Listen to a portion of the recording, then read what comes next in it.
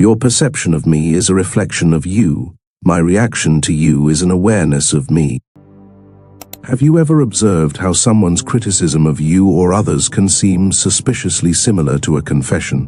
When your friend calls someone fake, or your coworker calls someone manipulative, they are essentially giving you a psychological blueprint of their own thinking. Their criticism exposes their innermost fears, their ulterior motives, and occasionally even their worst tendencies.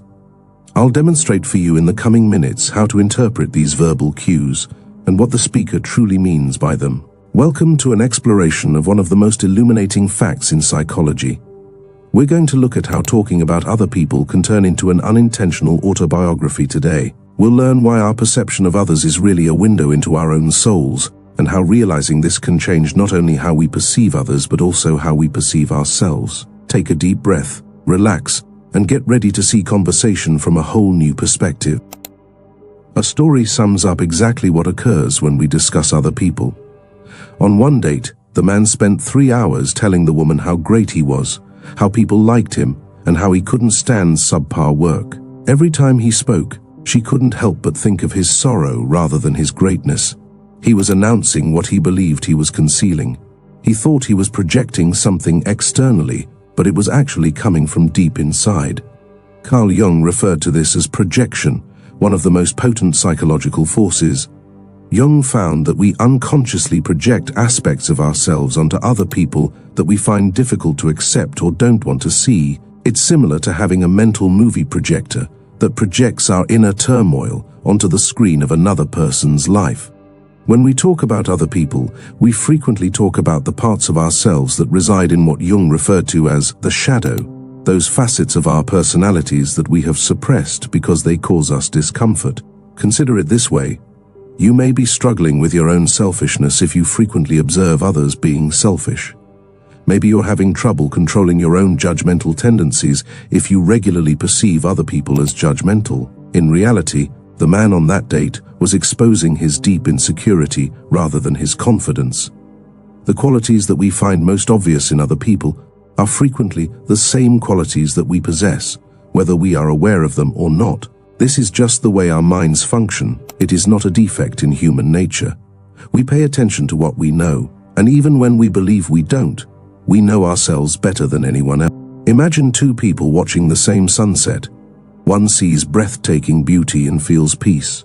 The other sees the approaching darkness and feels anxiety. The sunset hasn't changed, but the lens through which each person views it has been shaped by everything they've ever experienced.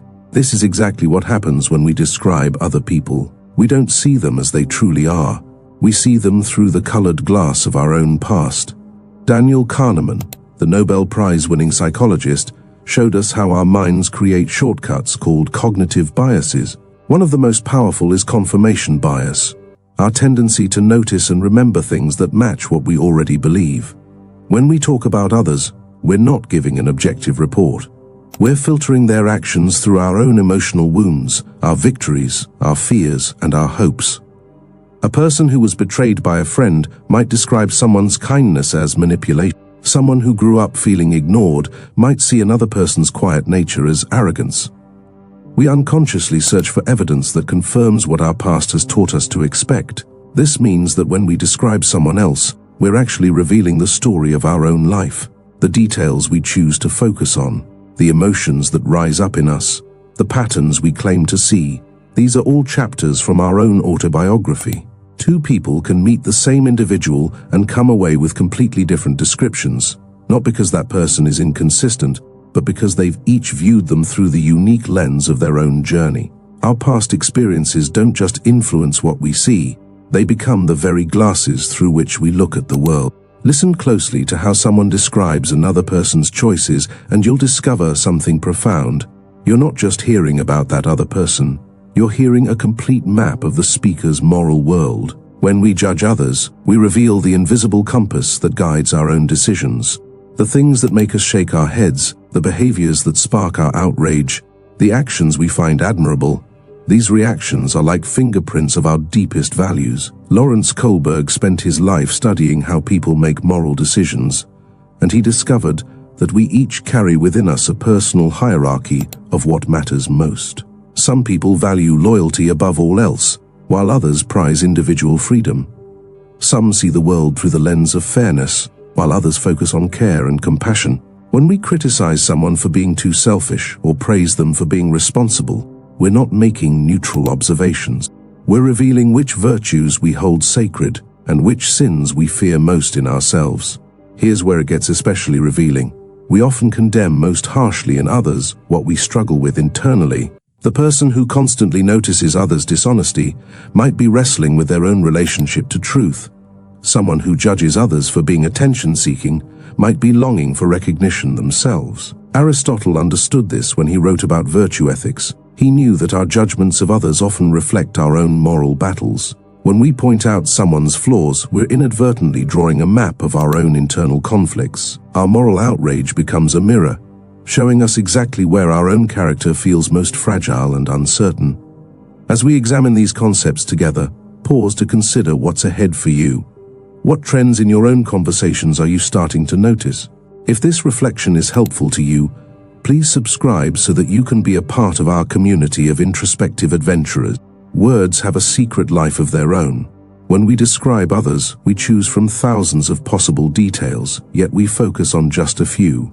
Why do we notice that someone is effortlessly confident rather than simply tall? Why do we describe another person as financially careless instead of generous? The specific language we use, the particular details we emphasize, and even the metaphors that slip into our speech.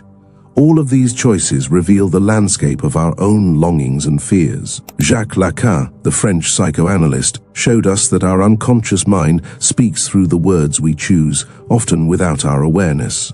When someone constantly describes others' success with words like lucky or privileged, they might be revealing their own feelings of powerlessness.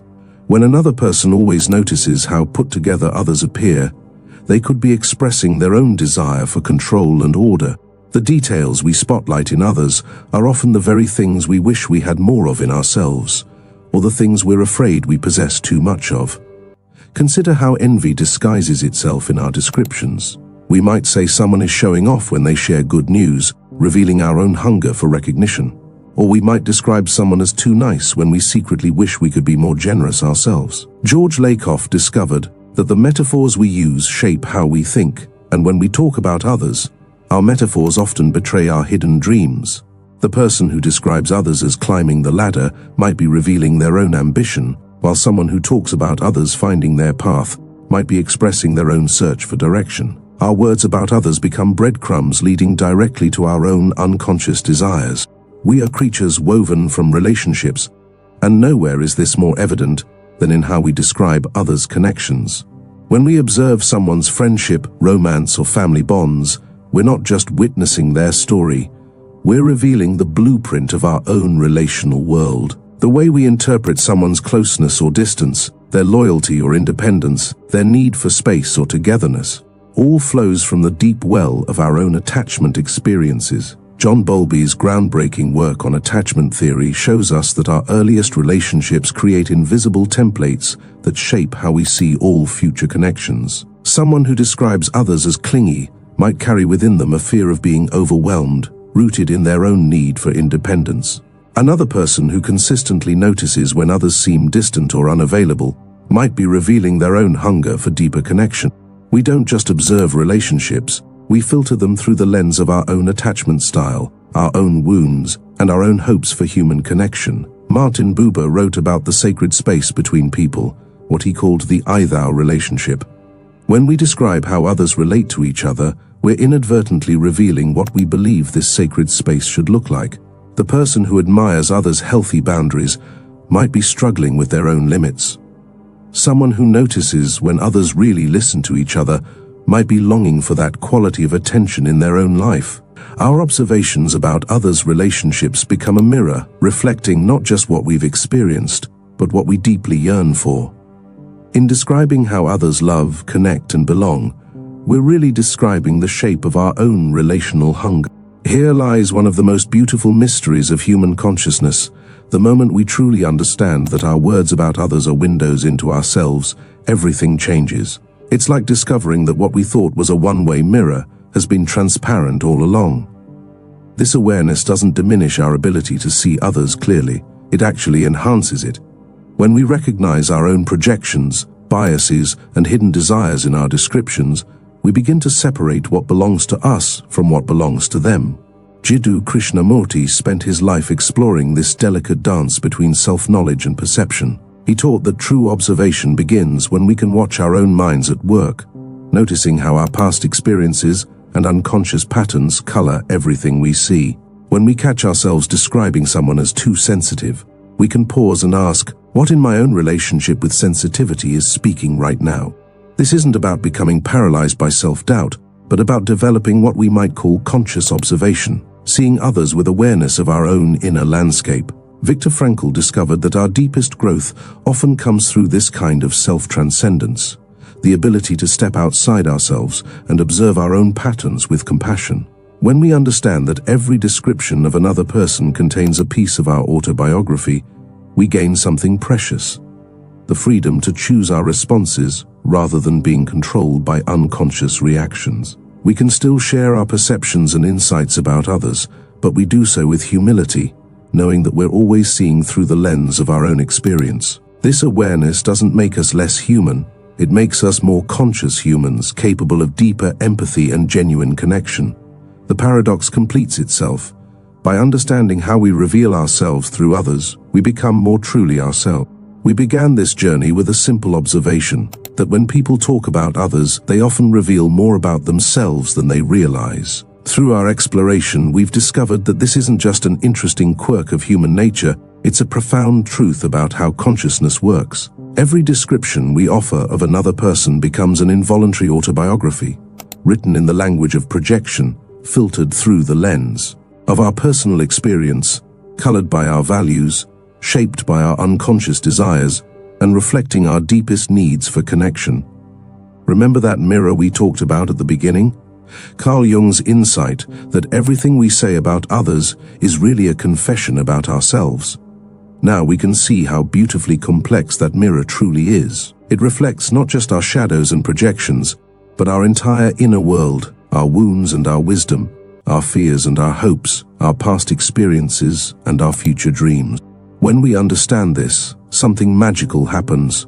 We become more compassionate toward both ourselves and others. We realize that the person who seems so critical might be struggling with their own self-acceptance, and the one who appears so confident might be wrestling with deep insecurities. This awareness doesn't make us less human, it makes us more fully human.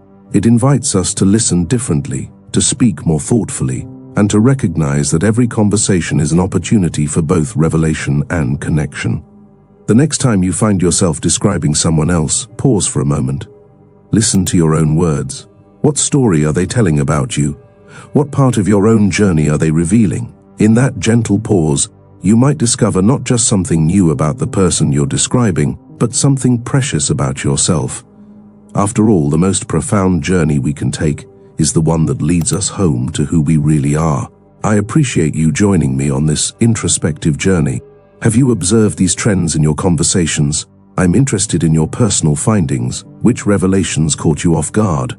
If this exploration struck a chord with you, please consider subscribing for future discussions that encourage us to delve further into the exquisite complexity of being human. I'd love to hear your thoughts in the comments section below.